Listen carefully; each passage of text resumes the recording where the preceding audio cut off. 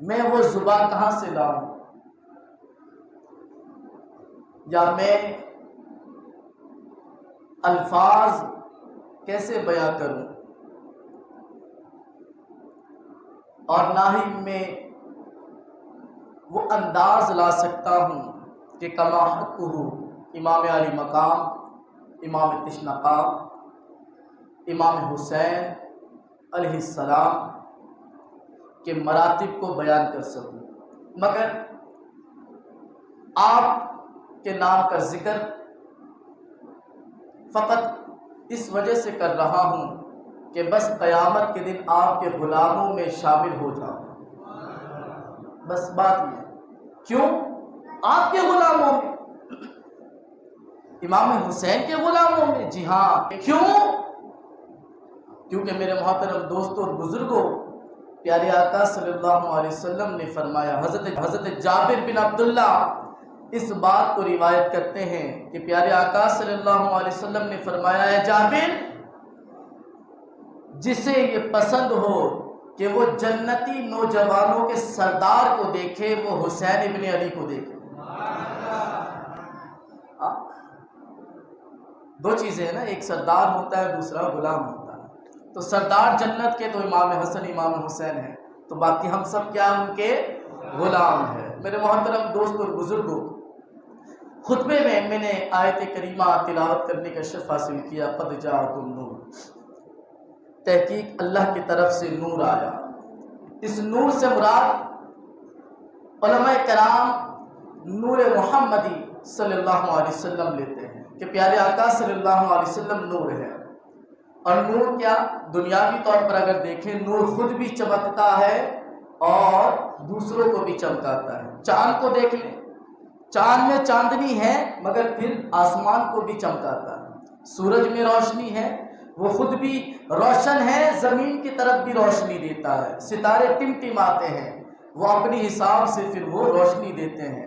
تو اسی طریقے سے جب پیارے آقا صلی اللہ علیہ وسلم نور ہے تو پھر نور کی روشنی بھی پھر کسی پر پڑی ہوگی، ہاں، نور کی تجلی بھی کسی نے پھر حاصل کیا ہوگا، تو پھر وقت کا عبداللہ صدیق اکبر بن جاتا ہے، ہاں، پھر وقت کا عمر فاروق اعظم ہو جاتا ہے، اور پھر اپنے وقت میں عثمان غنی ذوالنورین بن جاتے ہیں، اور پھر علی المرتضی علی حیدر کرار بن جاتے ہیں، اسد اللہ بن جاتے ہیں، اور پھر جب فرزند علی کیا جائے امام حسین، پھر وہ امام عالی مقام ہو جاتے ہیں۔ صحبت کا یہ نتیجہ ہے، یہ صحابہ جو بھی بیٹھے ہیں حضور کی صحبت میں بیٹھے تو پھر چمکدار ہو گئے۔ بتائیں جو پیارے آقا کے گود میں کھیلتے رہے ان کا کیا عالم ہوگا؟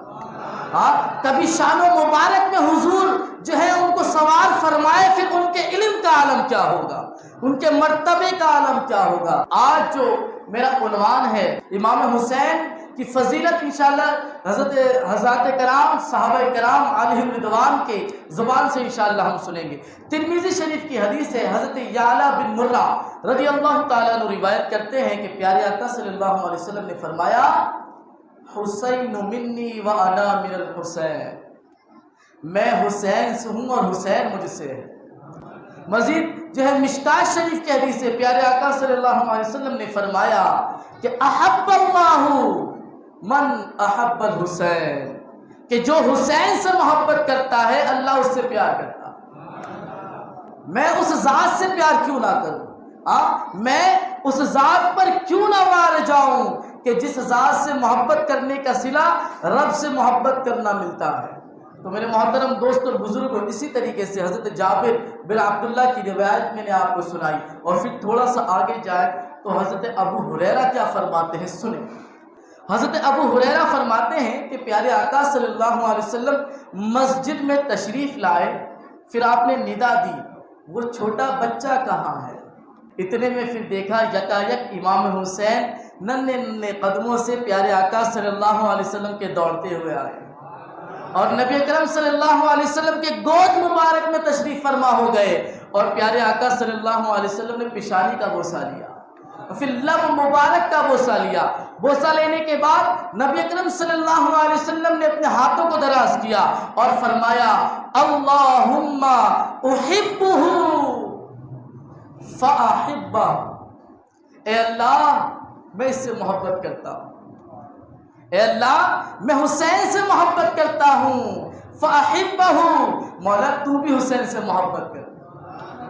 اور یہاں بس نہیں، پیارے آقا نے پھر فرمایا مولا اس سے بھی محبت کر جو میرے حسین سے محبت کرتا ہے، تو میں اس ذات سے محبت کیوں نہ کروں.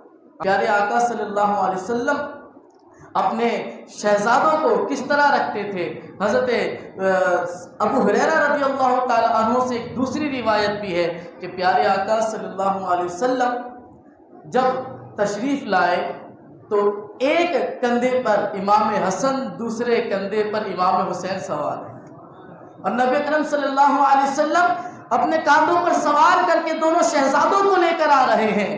اور آتے آتے حضرت ابو ہریرہ فرماتے ہمارے قریب آ گئے اور حضور نے فرمایا دعا دی اور فرمایا کہ اے صحابہ سنو،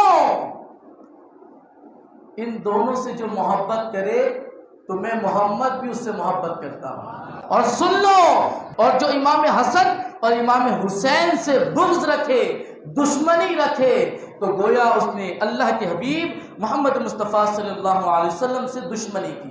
تو اس حدیث سے سبق لینا چاہیے ان بدبختوں کو جو ان شہداء کے بارے میں اور بالخصوص امام حسین کے بارے میں یہ زبان دراز کرتے ہیں کہ معاذ اللہ ثم معاذ اللہ، کہ یہ کربلا کا میدان جو سجا تھا، یہ جو جنگ کا مارکا چھڑا ہے، یہ فقط جو ہے یہ اقتدار کے لیے یہ جنگ لڑی گئی. بولیے استغفر اللہ. کہتے ہیں امام حسین کو معاذ اللہ سلطنت کی ہوس تھی، اقتدار کی ہوس تھی، جبھی آپ یزید کے سامنے آئے. جی ہاں، ایسے جاہل قوم بھی اس دنیا میں بستے ہیں جو اپنے اپنے جلس و جلوس میں یزید زندہ باد کے نعرے بھی لگاتے ہیں. جی ہاں، میں اعلانیہ طور پر ایسی قوم کا جو میں ذکر کروں گا اور ایسی قوم کے گروپ کا نام لوں گا جس کو وہابی کہتے ہیں، جس کو وہابی کہتے ہیں. لہٰذا ان وہابیوں سے بچیں، یہ دشمن حسین ہیں، جبھی تو قاتل حسین کو زندہ باد کہہ رہے ہیں. تو لہٰذا ایسے لوگوں سے بچنا ہے. ایسے لوگوں سے کیا کرنا ہے؟ جی ہاں، بچنا ہے. بڑے خطرناک ہوتے ہیں یہ، کیونکہ یہ وہ لوگ ہیں کہ جن کے بارے میں حضور نے خود فرمایا ہے کہ جب وہ قرآن پڑھیں گے تو اتنی خوبصورت انداز میں پڑھیں گے کہ تم اپنا قرآن پڑھنا ناقص سمجھو گے، مگر سنو ان کا قرآن صرف حلق تک رہے گا، دل میں نہیں اترے گا. امام حسن اور امام حسین کشتی لڑ رہے ہیں. اس بات کو امام جعفر صادق بیان کرتے ہیں کہ حسن اور حسین رضی اللہ تعالی عنہم اجمعین آپ کشتی لڑ رہے ہیں، اور دیکھنے والے کون؟ مولا علی مشکل کشا، بی بی فاطمہ الزہرا اور محمد مصطفیٰ ہے. ارے ہائے، کیا منظر ہوگا، کیا منظر ہوگا. امام حسن امام حسین کشتی لڑ رہے ہیں. تو پھر یکا یک پیارے آقا صلی اللہ علیہ وسلم نے امام حسن کی طرف خطاب فرمایا، اے حسن حسین کو پکڑو. تو اتنے میں بی بی فاطمہ الزہرا تعجب سے دیکھنے لگی پیارے آقا صلی اللہ علیہ وسلم کو، اور پھر کہنے لگی بابا جان آپ تو نانا ہیں ان دونوں کے، اور دونوں آپ کے چہیتے نواسے ہیں، اور حسن بڑا ہے، آپ حسن کو کہتے ہو کہ چھوٹے بھائی کو پکڑے، یعنی کہ آپ کو سپورٹ چھوٹے بھائی کا کرنا ہے کہ بڑا بھائی شفقت دے. اللہ اکبر. اس کے بعد پیارے آقا صلی اللہ علیہ وسلم نے کیا فرمایا؟ کہا کہ اے فاطمہ، میں نے جو حسن کو کہا وہ تو تم نے سن لیا، مگر اللہ کی قسم اس کشتی کا نظارہ جبرائیل بھی کر رہے ہیں. کیا ہوا؟ کیا ہوا یا رسول اللہ، کیا ہوا؟ اللہ اکبر. پیارے آقا فرماتے سنو، جبرائیل حسین کو کہہ رہے ہیں اے حسین حسن کو پکڑو.